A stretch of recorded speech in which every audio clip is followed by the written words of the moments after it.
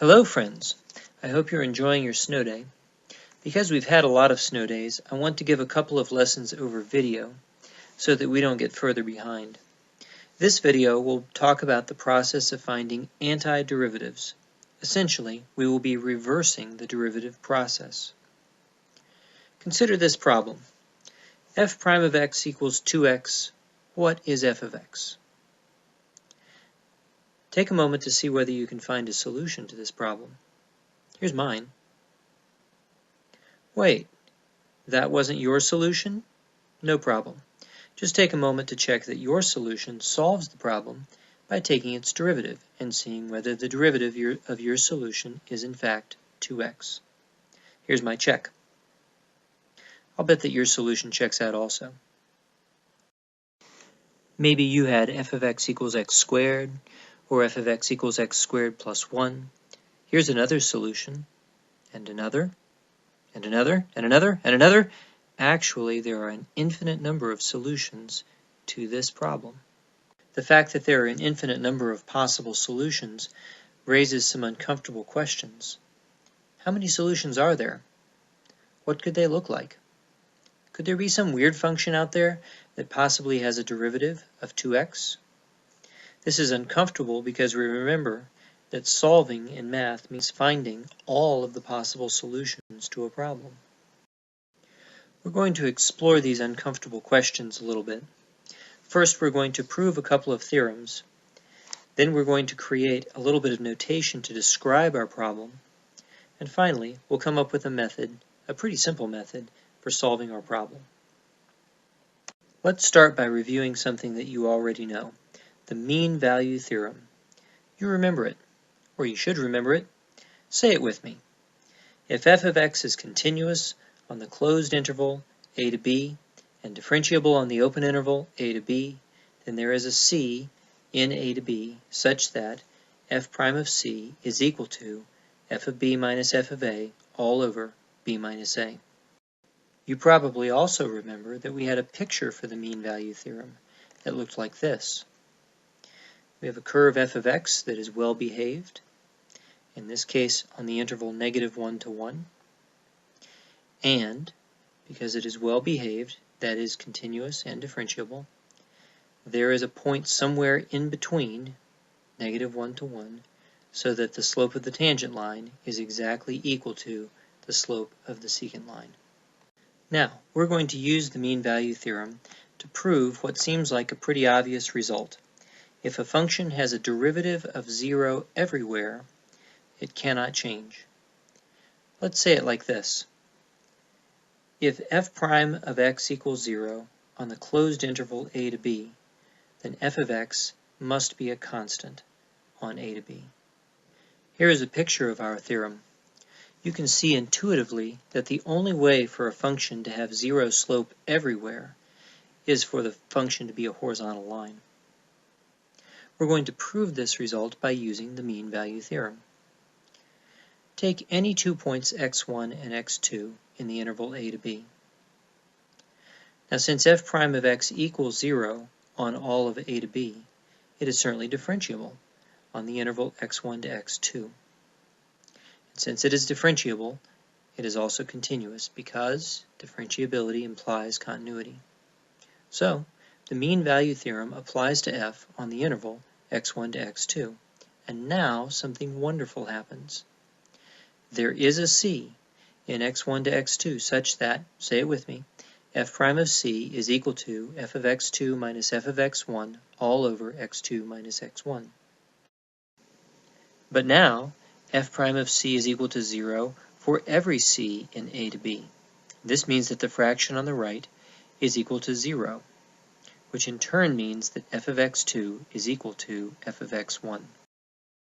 Now here's the key point. Since x1 and x2 were any old points in a to b, this means that f of x has to have the same value for any pair of points x1 and x2 in a to b. In other words, f of x has to give the same value for every single x. It is a constant. Pause the video and think about this for a moment until you're satisfied that it really must be true.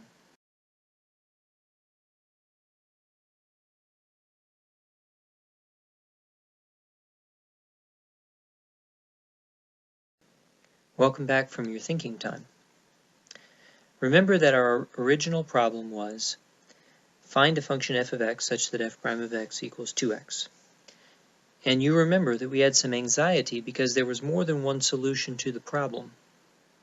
This made us worry that perhaps there might be some unknown solutions out there. We're now going to use the zero derivative theorem to prove a second theorem that will settle our anxiety. And here it is, the uniqueness theorem. If f prime of x equals g prime of x on the closed interval a to b, then f of x equals g of x plus c, where c is a constant. In other words, two functions that have the same derivative are the same function, differing only by a constant. They are parallel curves. Antiderivatives are unique within a constant. Now here's the proof. We're going to define a helper function that measures the distance between f and g. H of x equals f of x minus g of x. Now immediately you can tell me that h prime has to equal f prime minus g prime. But now something wonderful happens. Since f prime equals g prime, that means that h prime of x is equal to 0 for every x on a to b. But now the zero derivative theorem tells us that that means that h of x must be a constant on a to b. And since h of x is equal to f minus g, we can substitute. And a little bit of algebra tells us that f of x is equal to g of x plus a constant c.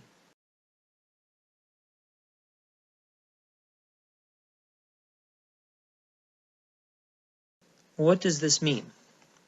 It means that our original problem has a unique solution within a constant. If f prime of x equals 2x, then f of x must be x squared plus a constant. All of the possible solutions are parallel curves. There are no other possible solutions. So now we have two useful theorems. The zero derivative theorem. If f prime of x is equal to 0 on the closed interval a to b, then f of x must be a constant on that interval. And a uniqueness theorem. If f prime of x equals g prime of x on the closed interval a to b, then f of x must be equal to g of x plus a constant c. Okay, what we need now is a name and some notation, and here they are. We're going to say that any function f of x equals x squared plus c is an antiderivative of 2x. And we write it like this. This notation is pronounced the antiderivative of 2x dx equals x squared plus c, or the antiderivative of 2x with respect to x is x squared plus c. You'll also hear the name indefinite integral, and the thing that you are integrating is called the integrand. The reason for this term will become obvious in about a week. Please note that the dx is a part of the antiderivative operator, just like the dx was a part of the derivative operator. So in practice, how do we compute our antiderivatives? We're going to use our derivative rules in reverse. Consider this problem. Find a function f of x such that f prime of x is equal to e to the x. We're going to begin by writing our solution as f of x equals the antiderivative of e to the x dx. Then we're going to scan through the derivative rules looking for a derivative that is an exact match for the integrand. Oh look, e to the x is the derivative of e to the x. It's an exact match for our integrand. And therefore we can immediately write that f of x is equal to e to the x plus c. Here is a similar problem. Find a function g of x such that g prime of x is equal to 1 over 2 root x.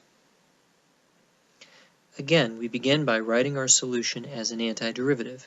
G of x equals the antiderivative of 1 over 2 root x dx. And then we scan through our derivative rules, once again looking for an exact match with our integrand. And there it is. The derivative of square root of x is equal to 1 over 2 root x.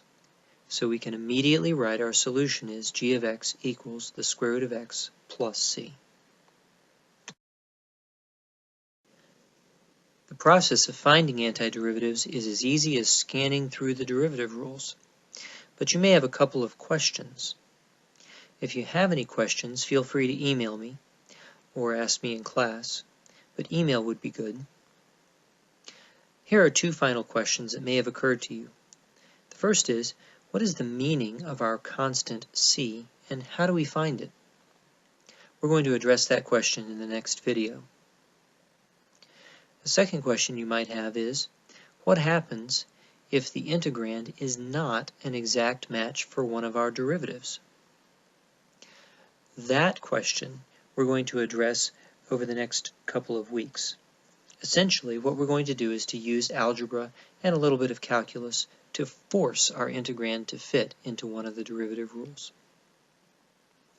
Well, I hope you've enjoyed this video. If you have any questions, feel free to email me.